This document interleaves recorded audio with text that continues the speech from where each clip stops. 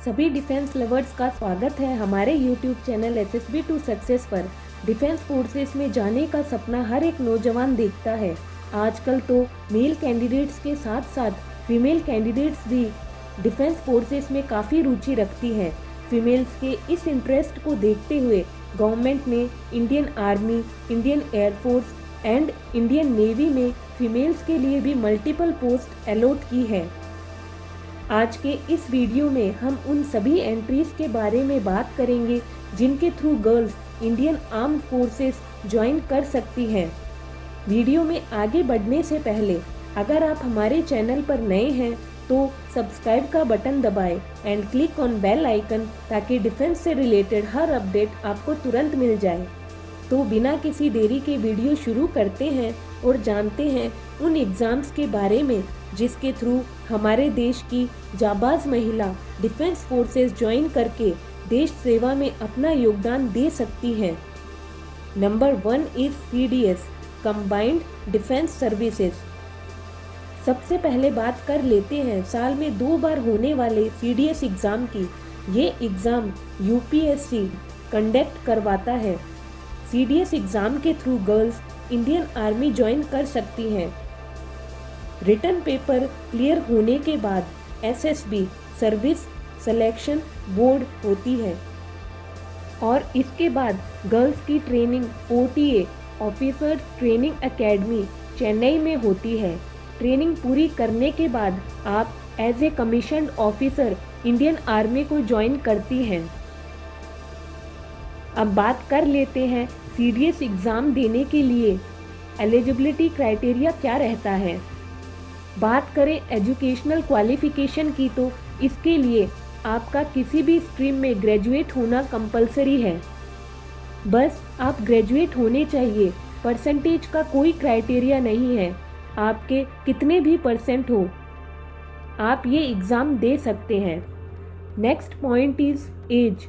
आपकी एज 18 से 24 साल के बीच होनी चाहिए और आपकी हाइट कम से कम 152 सेंटीमीटर होनी अनिवार्य है।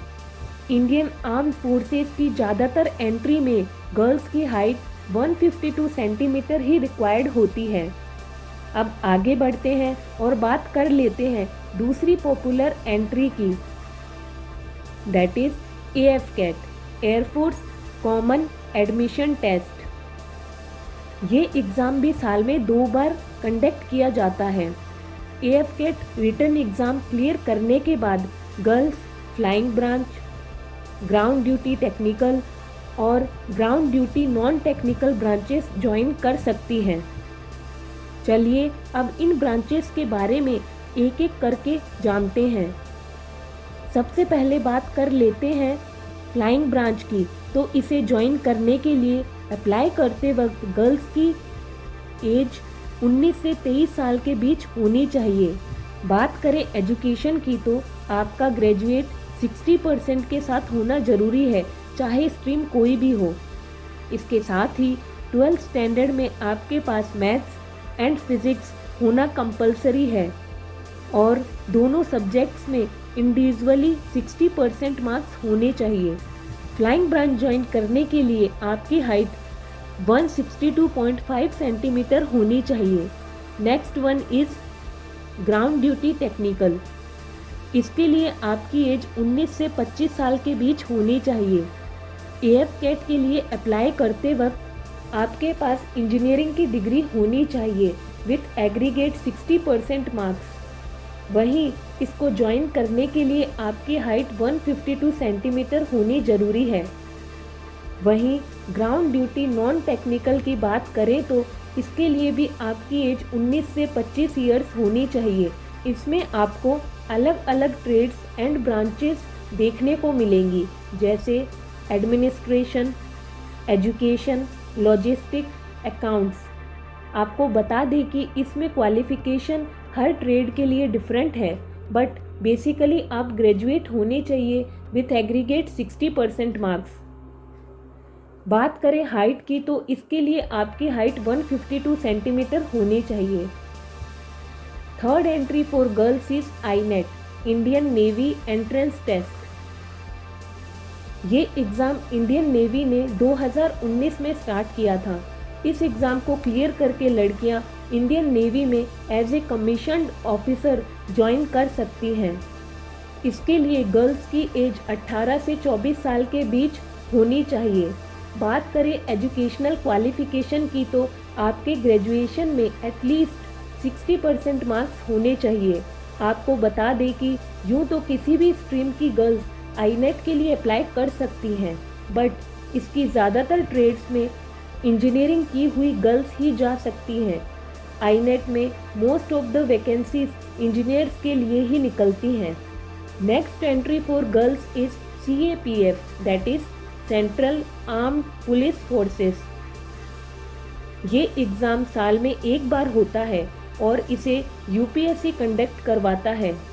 CAPF के एग्ज़ाम के through girls Indian paramilitary forces जैसे BSF border security force, CRPF central reserve police force, CISF central industrial security force, ITBP Indo Tibetan border police, SSB सशस्त्र सीमा बल में ऑफिसर्स बन सकती हैं। बात करें एज की तो इसके लिए अप्लाई करते वक्त गर्ल्स की एज 20 से 25 साल के बीच होनी चाहिए और आपकी हाइट 157 सेंटीमीटर होनी जरूरी है। बात करें एजुकेशनल क्वालिफिकेशन की तो इसके लिए आपके पास बैचलर्स डिग्री होनी चाहिए किसी भी रिकॉग्नाइज्ड यूनिवर्सिटी से in any discipline. Next one is Indian coast guard assistant commandant. ये गर्ल्स के लिए बहुत ही बेहतरीन जॉब अपॉर्चुनिटी है जिसमें आपको कोई रिटन एग्ज़ाम नहीं देना पड़ता। इसमें आपको डायरेक्ट SSB के लिए बुलाया जाता है। इसके लिए आपके ग्रेजुएशन में एग्रीगेट 60% मार्क्स होने चाहिए इन एनी डिसिप्लिन। साथ ही आपके पास 12th स्टैंडर्ड में मैथ्स और फिजिक्स होना कंपलसरी है with aggregate 60% marks in both the subjects. ICGAC में मेनली 2 ब्रांच होती है, that is journal duty and law trade में जाने के लिए गर्ल्स का LLB होना जरूरी है। साथ ही LLB में आपके एग्रीगेट 60% मार्क्स होने चाहिए। इस एंट्री में जाने के लिए आपकी हाइट 152 सेंटीमीटर होनी चाहिए। अब आगे बढ़ते हैं और बात कर लेते हैं next golden opportunity for girls is MNS, that is military nursing service. इसमें 12th पास गर्ल्स भी अप्लाई कर सकती हैं, बस आपने 12th स्टैंडर्ड पास किया हो विथ बायोलॉजी। साथ ही आपने 12th में एग्रीगेट 50% मार्क्स स्कोर किए हों। 12th में आपके पास 4 सब्जेक्ट्स होने जरूरी हैं, that is physics, chemistry, English and biology. 5th subject आपका कोई भी हो सकता है as per your choice. MNS के लिए एक स्पेशल कंडीशन भी होती है कि आपने 12th एक ही अटेम्प्ट में पास किया हो एंड 10th स्टैंडर्ड पास करने के सही 2 साल बाद आपने 12th पास कर ली हो। 12th आपने एज ए रेगुलर स्टूडेंट पढ़ा हो।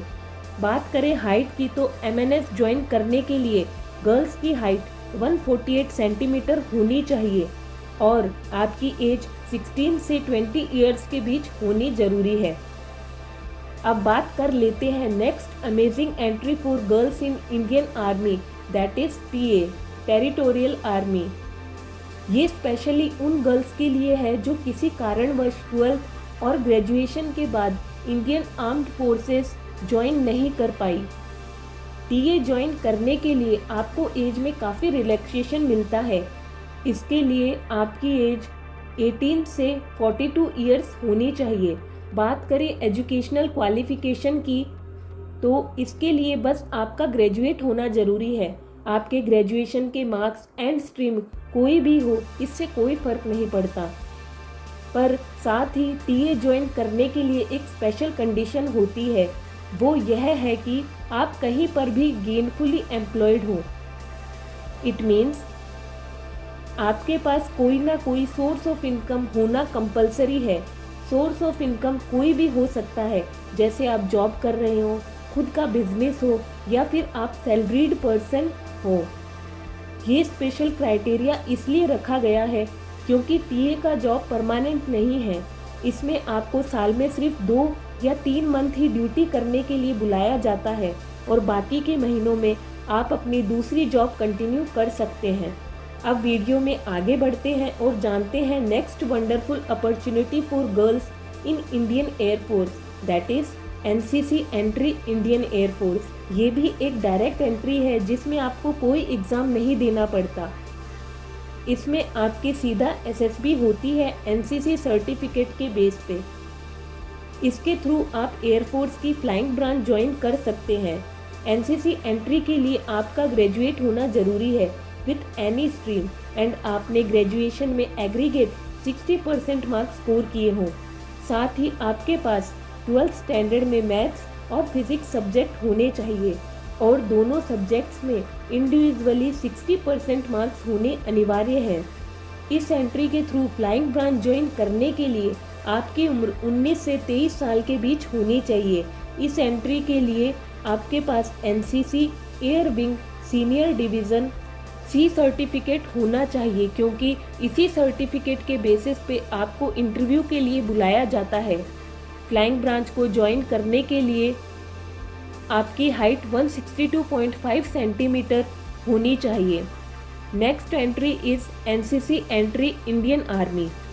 ये फॉर्म इंडियन आर्मी साल में 2 बार निकालती है। इस एंट्री में भी आपका डायरेक्ट इंटरव्यू होता है और इंटरव्यू क्लियर करके आप Indian army as an officer join कर सकती हैं। इस एंट्री के लिए आप तभी एलिजिबल हैं जब आपने ग्रेजुएशन में एग्रीगेट 50% मार्क्स स्कोर किए हों फ्रॉम एनी स्ट्रीम।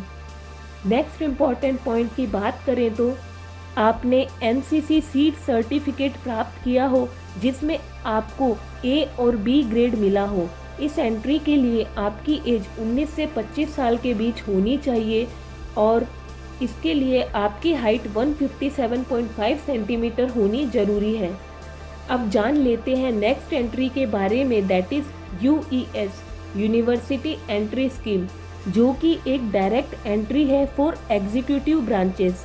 ये फॉर्म इंडियन नेवी साल में 2 बार निकालती है और साथ ही एग्जीक्यूटिव ब्रांचेस के भी फॉर्म निकालती है। इन फॉर्म्स के थ्रू गर्ल्स इंडियन नेवी की अलग अलग ब्रांचेस जैसे naval architecture, naval armament inspection cadre, air traffic controller, education, logistic, law को ज्वाइन कर सकती हैं। इस एंट्री के लिए आपका बीटेक होना अनिवार्य है। नॉर्मल ग्रेजुएशन गर्ल्स भी इसके लिए अप्लाई कर सकती हैं, बट इसकी मोस्ट ऑफ द ब्रांचेस के लिए बीटेक गर्ल्स ही एलिजिबल होती हैं। बात करें एज की तो इस एंट्री के लिए आपकी उम्र 18 से 24 साल के बीच होनी चाहिए। चलिए अब आगे बढ़ते हैं और बात करते हैं उस एंट्री की जिसके थ्रू लॉ की हुई गर्ल्स इंडियन आर्मी ज्वाइन कर सकती हैं। इंडियन आर्मी साल में 2 बार जैक, जज एडवोकेट जर्नल एंट्री के नाम से फॉर्म निकालती है। ये एंट्री स्पेशली लॉयर्स के लिए है। आपको बता दें कि ये भी एक डायरेक्ट एंट्री है जिसके थ्रू आप बिना कोई रिटन एग्ज़ाम दिए डायरेक्ट इंटरव्यू में अपीयर होते हैं। जैग एंट्री के लिए एजुकेशनल क्वालिफिकेशन की बात करें तो आपने 12th के बाद 5 साल का या फिर ग्रेजुएशन के बाद 3 साल का LLB कोर्स किया हो तो आप इस एंट्री के लिए एलिजिबल हैं। इसके साथ ही आपके LLB डिग्री में एग्रीगेट 55% मार्क्स होने अनिवार्य हैं। जैग एंट्री के लिए आपकी एज 21 से 27 साल के बीच होनी चाहिए और आपकी हाइट 152 सेंटीमीटर होने जरूरी है। SSC tech, that is short service commission technical, भी बेस्ट एंट्री है गर्ल्स के लिए जिसके थ्रू वो इंडियन आर्मी में ऑफिसर पोस्ट पे कमीशन हो सकती है। इसमें मोस्टली फील्ड टेक्निकल ही होती है। इसका फॉर्म भी साल में 2 बार निकलता है।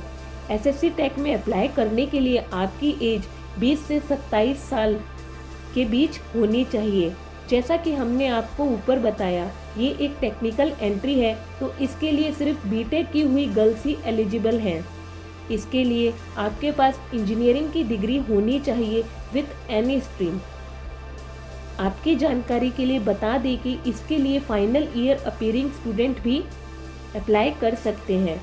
वहीं इस एंट्री के लिए आपकी हाइट 152 सेंटीमीटर होनी जरूरी है। तो दोस्तों, अब तक हमने जिन एंट्रीज की बात की उनके थ्रू आप इंडियन आर्म्ड फोर्सेस में एज एन ऑफिसर कमीशन होकर देश की सेवा कर सकती हैं। चलिए अब उन एंट्रीज की चर्चा कर लेते हैं जिनके through girls non officer ranks में डिफेंस फोर्सेस को ज्वाइन कर सकती हैं। इन एंट्रीज में सबसे पहले बात कर लेते हैं SSC GD, that is staff selection commission general duty. इस एंट्री के थ्रू आप भारत की डिफरेंट पैरामिलिट्री फोर्सेस जैसे BSF, CISF, CRPF, SSB, Assam rifles as a general duty soldier join कर सकती हैं। बात करें एजुकेशनल क्वालिफिकेशन की तो इस एंट्री के लिए आपका 10th पास होना जरूरी है तथा आपकी एज 18 से 23 साल के बीच होनी चाहिए। इसके लिए हाइट रिक्वायरमेंट 157 सेंटीमीटर है। Next entry is corps of military police women. आपको बता दें कि हाल ही में सीएमपी वुमेन में एक न्यू एंट्री स्टार्ट की गई है जिसमें 10th पास गर्ल्स अप्लाई कर सकती हैं। 10th में आपके एग्रीगेट 45% मार्क्स होने चाहिए, पर आपका हर सब्जेक्ट में पास होना कंपलसरी है। इस एंट्री में जाने के लिए आपकी एज 17.5 साल से 21 साल के बीच होनी चाहिए। इसमें आपकी हाइट 142 सेंटीमीटर होना जरूरी है। इस एंट्री के थ्रू आप मिलिट्री पुलिस में एज ए सोल्जर ज्वाइन करती हैं। बात करें नेक्स्ट एंट्री की तो ये vacancy different paramilitary forces requirement के अनुसार निकालते रहते हैं। बीएसएफ, सीआईएसएफ हेड कांस्टेबल के लिए फॉर्म निकालते हैं। इसमें 10th and 12th pass girls के लिए अलग अलग ट्रेड्स में वैकेंसी अवेलेबल रहती हैं। इस एंट्री के लिए आप तभी अप्लाई कर सकते हैं जब आपकी एज 20 से 25 साल के बीच हो और आपकी हाइट 157 सेंटीमीटर होना जरूरी है। तो ये वो सारी एंट्रीज थी जिनके through girls Indian armed forces join कर सकती हैं। हमने सभी एंट्रीज के बारे में आपको डिटेल में बताया है। इसमें ऑफिसर्स एंड नॉन ऑफिसर्स दोनों एंट्रीज शामिल हैं। आपने देखा होगा कि बहुत सी ऑफिसर एंट्री के लिए आपको रिटन एग्जाम देना पड़ता है, वहीं ज़्यादातर एंट्रीज में आप डायरेक्ट एसएसबी के लिए अपीयर होते हैं। अगर आप में भी देश सेवा करने का जुनून है तो आप इसमें से कोई भी ऑप्शन चूज कर सकते हैं as per your qualification and as. अगर आपको हमारी ये वीडियो पसंद आई तो इसे लाइक करें और अपने दोस्तों के साथ शेयर कर हमारा हौसला बढ़ाएं। आप अपने डाउट्स हमें कमेंट सेक्शन में पूछ सकते हैं। डिफेंस से रिलेटेड सारी अपडेट्स के लिए जुड़े रहें हमारे साथ। मिलते हैं आपसे हमारे नेक्स्ट वीडियो में, तब तक के लिए जय हिंद।